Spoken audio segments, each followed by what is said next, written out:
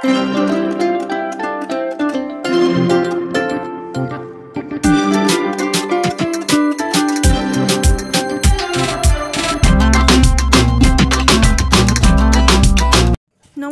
आमी मीनाक्षी मशलार बाक्से आज आरो एकटी ब्लग शुरू करছি। आज के बृहस्पतिवार এখন বাজে বিকেল 4টে। রাত্রে রান্না শুরু করে দিয়েছি। আজ একটু চিকেন করব। রোববার যে চিকেনটা রান্না করেছিলাম তার থেকে বেশ খানিকটা আমি আলাদা করে রেখে দিয়েছিলাম। প্রত্যেকবারই আমি তাই করি, যেদিনই আমাদের বাড়িতে চিকেন হয়, রোববার দিন বিশেষ করে হয়, তখন আমি সেই চিকেন থেকে খানিকটা রেখে দিই, যাতে সপ্তাহের মাঝখানে কোনো একটা দিন সেই চিকেনটা রাত্রেবেলায় করতে পারি। তো ছেলে আমার বলছে যে চিকেনটা আজকে মা কষা করো না, একটু অন্যভাবে রান্না করো। সেই জন্য আজের চিকেনটা আমি একটু অন্যরকমভাবে চেষ্টা করে দেখছি। প্রথমে দেখলেন পেঁয়াজ কুচি বেশ খানিকটা ভেজে নিয়েছি, তার সঙ্গে গোটা গরম মশলা আর বেশ কিছু মশলা ভেজে নিয়েছি এবং সেটা ভালো করে গুঁড়ো করে নিয়েছি। তারপরেই চিকেনটা ম্যারিনেট করে নিয়েছি। এদিকে দইয়ের সাথে যেগুলো রেগুলার কিছু মশলা থাকে সেগুলো একসাথে মিশিয়ে নিলাম।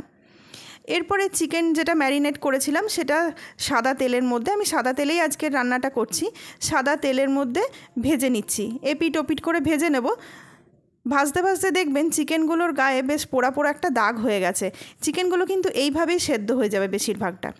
চিকেন ভাজার পর যে তেলটা রইলো তার মধ্যেই পেঁয়াজ, রসুন, আদা আর কাঁচা লঙ্কা একসাথে বেটে দিয়ে দিয়েছি।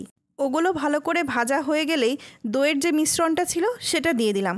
সেটাও যখন খুব ভালো করে ভাজা হয়ে যাবে, তেলটা যখন ছেড়ে আসবে, তখনই আমরা পেঁয়াজ বাটার সঙ্গে যে মশলাটা, কাজু, পোস্ত ওগুলো বেটেছিলাম, সেগুলো যে পেস্টটা তৈরি করেছিলাম সেটা দিয়ে দিলাম। সেটাও বেশ খানিকক্ষণ ধরে নাড়াবো। যখন দেখব কাঁচা গন্ধ আর একটুও নেই, বেশ সুন্দর একটা গন্ধ বেরোচ্ছে, তখন চিকেনটা দিয়ে দিলাম। কটা কাঁচা লঙ্কা ওপর থেকে চিড়ে দিয়ে দিলাম আর একটু কসুরি মেথি দিয়ে দিলাম। সামান্য একটু জলও দিতে পারেন। এরপরে বেশ আর কিছুই না, একটুখানি নাড়লাম, কসুরি মেথিগুলো ভালো করে মিশিয়ে ঢাকা দিয়ে রেখে দিলাম। চিকেন আমার রান্না হয়ে গেছে। এখন বাজছে বিকেল 6টা। আমরা বাজারে চলে এসেছি। ছেলেটা টিউশনি আছে, ছেলেটাকে ওইদিকে ঢুকিয়ে দিয়েছি। তারপরে আমরা বাজারে এসেছি। এখানে আমি দুটো ঠাকুরের ছবি কিনব।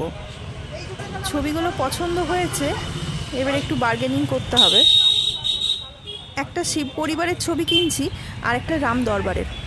দুটো ছবি পছন্দ করা হয়ে গেছে। 350 টাকা বলছে। তো আমিও একটু বার্গেনিং করছি, উনিও কমাবেন না, আমিও ছাড়বো না। এখন দেখা যাক কি হয়। তো বার্গেনিং করার ফলে 20 টাকা কম হয়েছে। যাই হোক, চলুন তাহলে এবার অন্যদিকে যাব। অনলাইনেও চেক করেছিলাম, কিন্তু মনের মতন ছবিগুলো পাইনি। সেজন্য ভাবলাম দোকানে এসে পরেই দেখে কিনবো। তো ছবিগুলো বেশ ভালোই পেয়েছি, পছন্দ মতন হয়ে গেছে। চলুন তাহলে অন্যদিকে যাই বাজারের। ঘুরতে ঘুরতে এক জায়গায় দেখলাম এই ময়ূরের পেখম বিক্রি হচ্ছে। কত এটা? 10 টাকা। এটা 10 টাকা আর ওটা 20 টাকা। 15 টাকা 20 টাকা। 15 টাকা 20 টাকা। ওই 15 টাকা তাহলে আমাকে দুটো দাও তো। আপাতত দুখানা নিয়েছি, দেখে তো মনে হচ্ছে সবকটাই নিয়ে নিই, দিয়ে ফুলদানিতে সাজিয়ে রাখবো, কিন্তু দুখানাই নিলাম। এরপরে শাড়ির দোকানে একটু চলে এসেছি। আমি যে রঙের শাড়ি বা যে ধরনের শাড়ি বলেছি, ওনারা বললো একটু বসুন, নিয়ে আসছি। দামি শাড়ির স্টক তো মোটামুটি সব সময়তেই দোকানে থাকে, তার জন্য আলাদা করে পুজোর জন্য আর বসে থাকতে হয় না। এই যে দেখুন কত রকমের কাঞ্জিবরম দেখিয়েছে, আমি কাঞ্জিবরমই দেখতে এসেছি। তো বেশ ভালোই লাগছে দেখতে, সবই মোটামুটি পছন্দ হয়ে যাচ্ছে। যে দেখুন ওই সবুজ রঙটাও ভালো লাগছে, সবই ভালো লাগছে। তো আমি একটু চাইছিলাম সবুজের ওপর, মানে ঠিক সবুজ মানে যেটা বটল গ্রিন কালার হয় সেই রঙটা চাইছিলাম। তো পেয়েও গেছি। ওই যে ওইদিকে একটা সাইড করে রেখেছি। আর যিনি ছিলেন তিনি বললেন আরও বেশ কয়েকটা বটল গ্রিনের ওপর আছে, তো উনি নিয়ে আসতে গেছেন। দেখে নিই, তারপরে পছন্দ করব। এমনিতে সব শাড়িগুলোই বেশ ভালো লাগছে। এই যে বেশ কয়েকটা আমাকে সবুজ শাড়ি দেখাচ্ছেন উনি, সব কটাই ভালো। মানে কোনটা ছেড়ে কোনটা দেখব, চোখ একদম ছানা বড়া হয়ে যাচ্ছে। সব শাড়িগুলোই মনে হচ্ছে নিয়ে ঘর চলে যায়। না, এইটাই বেশি ভালো লাগছে না, এটাতে একটু হলুদের ছোঁয়াও আছে, লাল হলুদ। শাড়ি নেওয়া আমার হয়ে গেছে। এই যে পেছনের দোকানটা থেকে নিয়েছি। এটা পুরুলিয়ার বেশ ফেমাস দোকান, চণ্ডক। আর আগের দিনের শাড়িগুলো রতনে নিয়েছিলাম। পুরুলিয়ার যারা তারা ঠিক বুঝতে পারবে। ঋষির টিউশনি হয়ে গেছে, এরপর আমাদের সঙ্গে চলে এসছে। আমরা চশমার দোকানে চলে এসেছি। এই কাজটাই আজকের মেন কাজ। এটার জন্যই আজকে বাজারে হড়বড় করে আসা। চশমা লেগেছে জানেন তো। কয়েকদিন ধরেই বলছিল যে দূরের কিছু দেখতে পাচ্ছি না। তো স্কুল থেকে আসছে, প্রত্যেক দিনই প্রায় এসে পড়ে আমাকে বলছে, মা জানো বোর্ডে যেগুলো লেখা থাকছে ঠিক বুঝতে পারছি না। তো আমি সত্যি ভাবছিলাম ছোট ছেলে তো, বাচ্চা ছেলে তো, তো যাই হোক অনেককেই চশমা পরতে দেখছে, ওরও হয়তো ইচ্ছে করছে চশমা পরে যেতে। কিন্তু পরে আস্তে আস্তে যখন প্রায় দিনই বলতে শুরু করলো, তখন বুঝলাম যে না, এটা ফেলে রাখাটা ঠিক হচ্ছে না, একবার ডাক্তারটা দেখিয়ে নেওয়াটাই ভালো হবে। তো যাই হোক ওর বাবা ডাক্তার দেখাতে নিয়ে এসেছিলো, পরশুদিন নিয়ে এসেছিলো। তো ডাক্তার দেখে পরে বলল যে না, মাইনাস পাওয়ার আছে, বেশ ভালোই পাওয়ারটা আছে, চশমা ইমিডিয়েট নিতে হবে। এবারে চশমা পছন্দ করতে এনেছি। ছেলে তো বড় হচ্ছে, বলুন, নিজে পছন্দ করে নেওয়াটাই ভালো। আমি হয়তো যেটা পছন্দ করে দেবো, দোকানের মধ্যে কিছু বলতে পারবে না, ঘরে গিয়ে কিন্তু ভীষণ আপসেট হয়ে যাবে। কিছু হয়তো মুখে বলবে না, এমনিতে আমার ছেলে তো চুপচাপ, মুখে কিছু বলবে না, কিন্তু যদি পছন্দ না হয় পরে যদি মনে মনে একটু আক্ষেপ থাকে যে মা জোর করে ওটা নেওয়ালো, তার জন্য আমি বলে দিয়েছি বাবা তুমি নিজেই পছন্দ করো। বেশ অনেক ধরনের ফ্রেম কিন্তু ওনারা দেখাচ্ছেন, খুব সুন্দর সুন্দর ফ্রেমগুলো রয়েছে। বেশি দামি চশমা কিনবো না ওর জন্য, স্কুলে পড়ে যাবে তো, যদি আবার ভেঙে টেঙে ফেলে হারিয়ে যাবার চান্স থাকতে পারে। স্কুলে যাচ্ছে, বাইরে বেরোচ্ছে, খেলতে যাচ্ছে, তো যাই হোক একটু কমের মধ্যেই কিনবো। একটু ওর পছন্দ হচ্ছে একটু গোল ফ্রেমের ওপর পছন্দ করছে, কালো রঙের গোল ফ্রেম। তো আমারও দেখলাম ভালোই লাগছে ওকে কালো রঙটাই। তো যেটা পছন্দ হচ্ছে সেটাই নিয়ে নেক। ভদ্রলোক অনেক চশমার ফ্রেম ওকে দেখাচ্ছে, অনেক রকমেরই দেখাচ্ছে, একটার পর একটা বের করেই যাচ্ছেন। ও সব কটাই মনে হচ্ছে পছন্দ হয়ে গেছে, এটা ভাল লাগছে ওটা ভাল লাগছে করছে। দেখুক, এটা ভালো, মনে হচ্ছে একটা পছন্দ হয়েছে। ওটা লালটা নিবি না, ওটা দেখ ওই একটা নতুন ধরনের পছন্দ হওয়ার পরে যখন আরেকটা বের করছে তখন মনে হচ্ছে না, ওইটার থেকে এইটা বেশি ভালো লাগছে। বাবার দিকে একবার দেখ, এইটা মনে হচ্ছে পছন্দ হয়েছে, এটা বেশ ভালো লাগছে। হ্যাঁ একটু হালকা দেখো, হ্যাঁ সারাদিনই ধর পরে থাকতে হবে। এই যে এটা বেশ দেখি, এইটা বেশ ভালো লাগছে, এটাও বেশ ভালো লাগছে। ভালো লাগছে বলুন, আপনাদের কি মনে হচ্ছে? ঋষিকে কেমন লাগছে এই চশমাটাতে?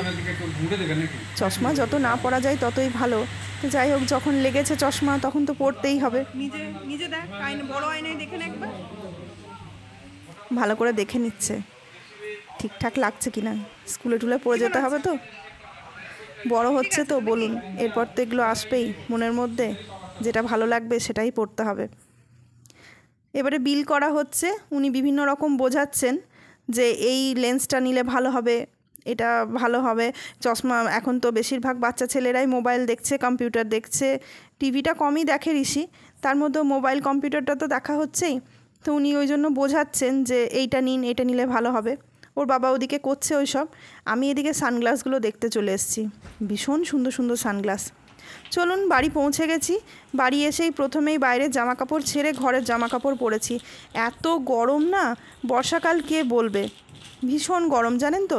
আপনাদেরকে তো আগের দিন বাজারে গিয়ে পরে যে শাড়িগুলো বললাম যে কিনেছি, দু চারটে বলবো না, 3টে শাড়ি কিনেছি। তো সেই 3টে শাড়ি তো আপনাদের দেখানোই হয়নি, ওই জন্য আজকে প্রথমে ওই শাড়িগুলো দিয়েই শুরু করলাম। এই যে দেখুন, একটা ঢাকাই শাড়ি কিনেছি, এগুলো তাঁত ঢাকাই, মানে তাঁত জামদানি বলা চলে। রঙটা হয়তো খুব ভালো করে এলো না, ওটা বেগুনি রঙটা নিয়েছি। আর এখানে দুখানা কোটা নিয়েছি, সুতির কোটা শাড়িগুলো আমি আবার ভীষণ ভালোবাসি পরতে, খুব ভালো, গরমে এত আরাম হয় না। আর পুরুলিয়ার গরম তো জানেন, প্রচণ্ড গরম পড়ে। এর সঙ্গে বেশ ব্লাউজের পিস দিয়েছে, ব্লাউজের পিসগুলো দেখুন কি সুন্দর না, দুটো শাড়িতেই কিন্তু ব্লাউজের পিস পেয়েছি, এরকম বেছেই আমি নিয়েছি। এই রঙটা অরেঞ্জ লাগছে, কিন্তু এটা অরেঞ্জ না, এটা লাল আর হলুদে। এই যে এটারও একটা ব্লাউজের পিস আছে, ব্লাউজের পিসগুলো কিন্তু খুব সুন্দর, বানাবো, দুটো ব্লাউজের পিসকেই বানাবো। শাড়িগুলো কেমন লাগছে বলুন তো। আর একটা এই যে যেটা আজকে নিয়েছি, এই ভালো শাড়িটা আজকে নিয়েছি। পুরুলিয়ার বাজারে জানেন তো আগস্ট মাসের মাঝামাঝি থেকে ব্লাউজ পিস করতে আর নেয় না, ব্লাউজের পিস বা এই যে ফলস বসানো শাড়িতে এগুলো আর নেয় না। ওই জন্য ভালো শাড়ি বলুন বা পুজোর যে শাড়ি, একটু আগেই কিনে নিলেই ভালো। চুড়িদার পিস কিনলেও চুড়িদারের পিসগুলো দেখেছি পুজোর সময় আর নেয় না, ওই জন্য একটু আগে কিনে যদি বানিয়ে রাখা যায় তাহলেই ভালো। এটার আঁচলটা দেখুন কি সুন্দর লাগছে না, কেমন লাগছে একটু জানাবেন। হ্যাঁ, শাড়িটা কীরকম হলো, আমার তো বেশ পছন্দ হয়েছে। চলুন, শাড়ি দেখানো হয়ে গেল, এবার রাতের খাবারের ব্যবস্থা।